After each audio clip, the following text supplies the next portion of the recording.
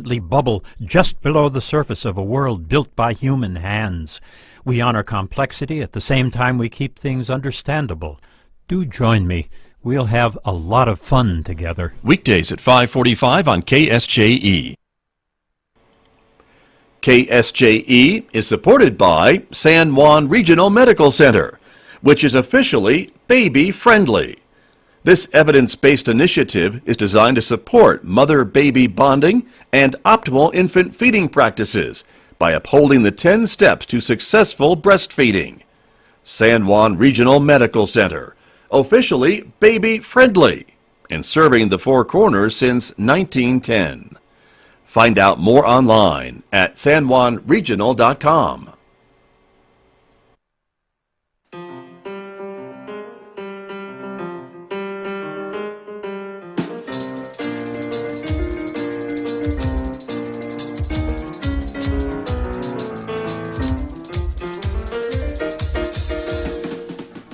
Ten minutes past 8 o'clock. It's Tuesday morning, September 24th. Good morning, everyone. I'm Scott Michlin, and thanks for tuning in to KSJE 90.9 FM here in San Juan County, 103.3 FM in the Durango area.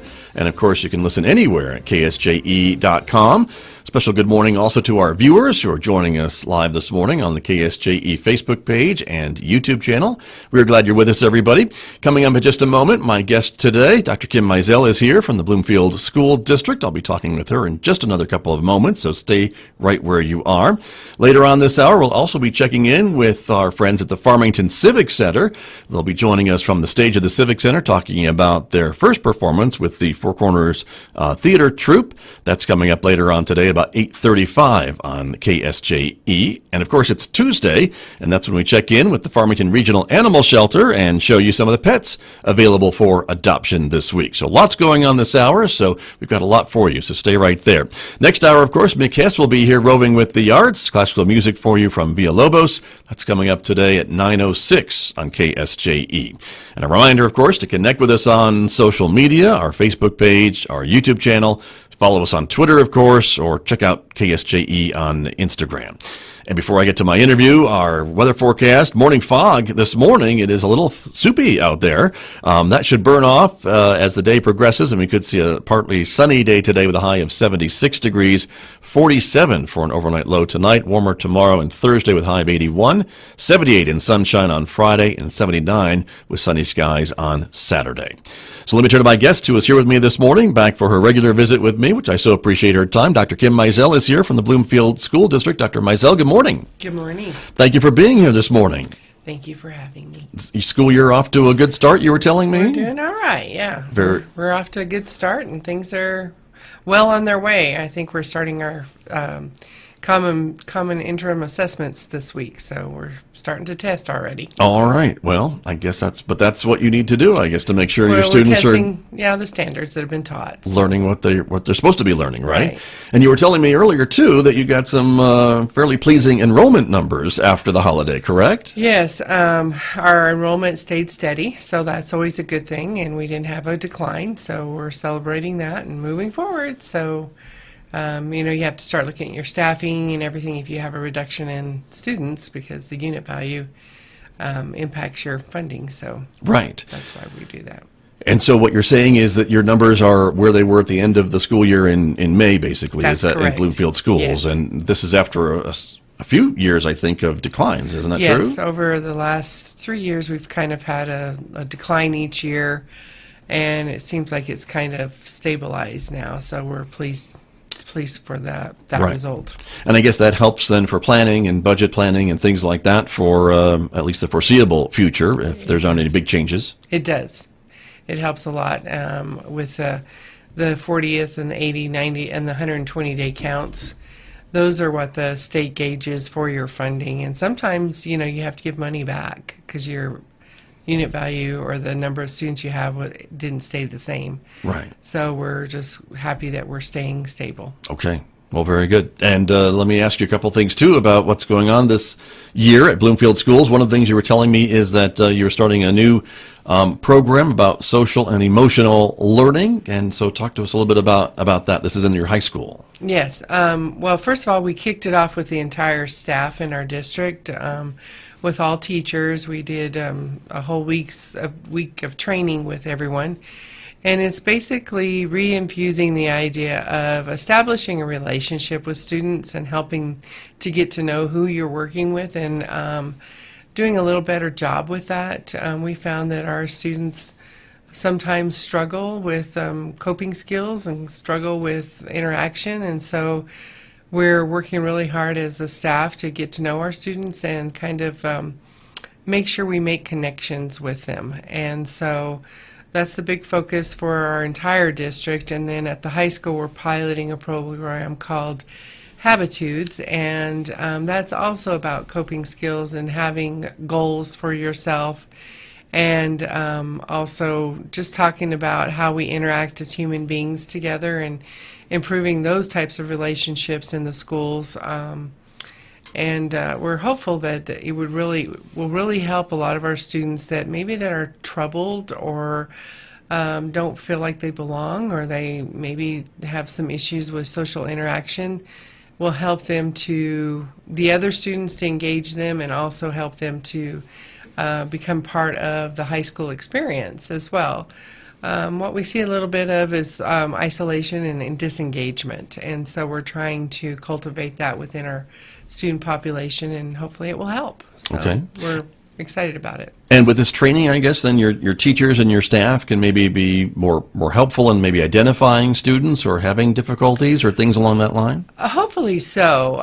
The conversations are some interesting, like heavier conversations about state of mind, where you're at in the process. And we're doing it just once a month, and it's a prescribed program called Habitudes. And so I sent two trainers to a training in Virginia, and they came back and they're deploying this in our district. So they do a pre-planning lesson with all teachers at the high school, and then they go and they teach it during our mentoring block. We have a period of time each month that students go in there and they have conversations with teachers, and so everyone's doing it, even like the PE, all of the different teachers in the high school. So I'm hopeful that this will help with some of the social emotional concerns we have in our community, and helping the students realize that tomorrow needs you, and we need you to engage and be part of the process. So Right. that's just our main focus. And I guess then if a teacher suspects that there might be a concern or an issue, then there are other programs or other things that can be done to help that student? Yes, well, we have the Just Say Something program as That's well, right. so it can be anonymous, and that's really helped recently with some issues that we've had in the school. Like if you have a friend that's in trouble or contemplating harming themselves, you can contact that hotline, and they will get counseling service to that student. Also do a welfare check at home. And that could be an anonymous report, Yes, it can can be it? anonymous, and so we encourage our students to use that system, and teachers as well. Teachers can also contact the counselors and social workers in the school if they have a concern about a student, and go ahead and have conversations with them that way. So we're just trying to be a little more in tune to our students, and hoping the students will be more in tune to their population as well. We have to help each other. So Right. That's our goal. And this, as you mentioned, is getting rolled out in your high schools. So it Yes. would be both Bloomfield High School and Charlie Y. Brown? Yes, both schools. Okay, very good. The other thing you were talking with me about before we came on the air is that your district has been chosen to pilot a couple of programs for the state. One is a Circle Grant, and so talk to us a little bit about that. Yes, the Circle Grant is a large grant that we applied for, and we're in our second year of implementation, and the state had several legislative decisions made, and one of them was to do dyslexic testing of all first graders. And so since we're part of that Circle Grant, we are a pilot district for that process. And basically, in the future, all districts will be required to test all first graders for dyslexia. So we're going to be the pilot district to do the first initial screening cycle. We're going to a training October 2nd, and hopefully, we'll get more information about the tools that we're going to use to do that. But the first initial kind of informational training I went to was that every first grade teacher has to test every kid, so that's going to take time out of our instructional schedule. So I'm hoping to have some conversations about possibly doing a team of people instead of disrupting the whole learning process in first grade to do this pull-out assessment.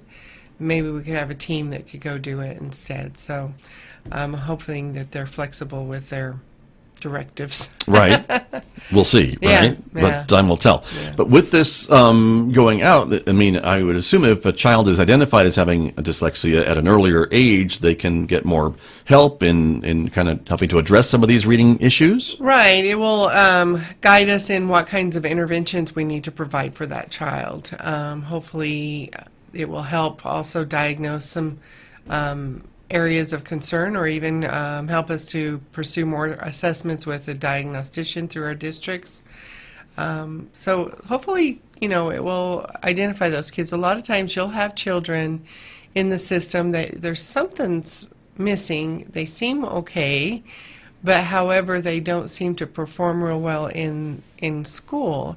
And those are called the DNQs, do not qualify. So, like, for example, we would refer them for testing, but their IQ is probably okay. And so they're smart kids. They're smart and they're capable, but just performance-wise, it doesn't happen. So in many cases, those are the type of children that do have some form of dyslexia, or also there's another terminology, and I can't think of it at this point, but for numbers, if they switch numbers around. Right. So there's things like that really inhibit their learning, and so hopefully we'll be more in tune to those type of students and help figure out ways to help them earlier on. And like everything, it's not probably just black or white. Maybe there's some fine gradations of a dyslexia problem that then would cause maybe some issues for students, but not maybe major issues that would be readily noticeable by a teacher or Right. member of your staff. Right. And so, my goal, we're all hopeful in our whole state that we'll start identifying those kids. My concern is we're going to over-identify. So we have to put some measures in place that we're not over-identifying kids that just maybe have a delayed process in learning how to read or decode or whatever. So it's a little tricky. Right. So we'll test it out and we'll give them our feedback and then let them know. Hopefully they'll make some adjustments at the state level to the full state deployment process. So we'll see. Okay, very good. My guest this morning, Dr. Kim Mizell, is here. She is the superintendent of schools for the Bloomfield School District. There is another pilot grant that your district is a part of as well, and this is a multi-layer system of support, I guess, again, going back to helping to identify students who maybe need some extra help. That's right. Our state is changing their process. We used to have a program called Response to Intervention, and now, well, it's not a program, it's a system, a process, and they're changing that process again to multi-layer support system, which hopefully will help us to kind of loosen up a little bit some of the parameters of looking at documentation collected to get a student tested for special ed or special education. And so what you have with that, sometimes that process takes too long, and so some of the concerns is we have failure to identify kids that need help. Right. And so this new system is more of a more responsive as far as in the classroom and with the teachers being a little more in tune to making adjustments and keeping track of what they're doing and trying different ways of teaching for the different learning styles or whatever may cause them to think that this child is struggling. So it kind of gives teachers a little more freedom to move forward with what, from their professional perspective, what they need to do with some kids that they're concerned about in their classroom, instead of going through a formalized process. So we're also a pilot district for that. So Okay. we will be working on that as well this year. So. And for parents who are listening and watching us this morning who maybe have a child that could benefit from this, does this mean maybe more help, more opportunities to maybe help these parents and for their children so they can get the education they deserve? It does mean there's more help. We're going to be a little more responsive that way, and so we have a fairly good process in Bloomfield already, but as we know, we can always improve. And so we'll be looking very heavily and self-reflecting on what's actually, from the general theoretical process to what's actually being implemented in the schools sometimes can look very different. So in theory, it's a great idea, but once you start doing it and you have all the humans involved in the process, it can look something different than what you originally planned for. So right now what we're looking at is we're going through a rubric self-reflection process of our district system to see what we need to adjust and change in our procedures and policies for intervention for students. I see. And then, of course, again, this is a pilot program Yes. here at Bloomfield, and so it'll be rolled out statewide, I guess, depending on how things go here. Yes. With your recommendations Next year. or thoughts about it. Yeah, we're not the only district. There's several districts throughout. There's 10 districts that have the Circle Grant, and those are the districts that are deciding to pilot the program. I see. Okay. And you were telling me, too, this morning that you had the opportunity to meet and visit for a short period with the new public education secretary, and give me your thoughts about him. And his name escapes me at the moment, so help me. Dr. Stewart, Ryan Thank Stewart. you. So what did you think? Actually, I'm very hopeful. We had an opportunity to have a roundtable conversation with him, and we talked about 6 topics, which were adequate funding for like the raises and things that happened this last year. It didn't quite work out as what they thought.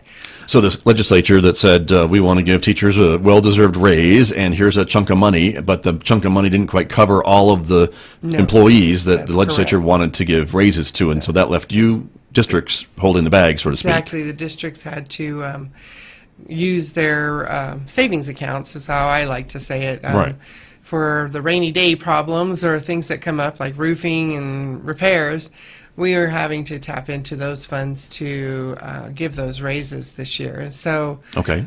we had a good conversation around that, and then also talked about one of the strategies the state used is to put everything into a lump sum of the, it's called the SEG, and that's the unit value. So they inflated the unit value, but in actuality, in Bloomfield, we actually did not receive more money because we had a declining enrollment, and our at-risk number was not adjusted as well as we thought. So it didn't work out as well as they thought. So Aren't those humans? That's what happens, right? It's Yeah. those humans again. They get involved. Well, and some of the suggestion was backward planning. Okay, you have an idea of what you're going to fund. Have us run it through our numbers. I mean, they can run it at the state, but somehow it never quite works out that way. Mm-hmm. And so if you give it to us and say, run it through your systems and your spreadsheets and see if this allocation would support your district appropriately. And so that was one suggestion that we gave, before they go and fight for the money at the legislative level, have a good number that they know everybody can live with. Mm-hmm. One of the superintendents said the unit value is still less than, it's like $235 less than it was, I want to say in 2006 is the number, but don't quote me on that. But so we're still Before the Great Recession, I guess, is what they before use, all right? the Isn't that kind of the reductions idea, and everything right? that happened? So we're still not there.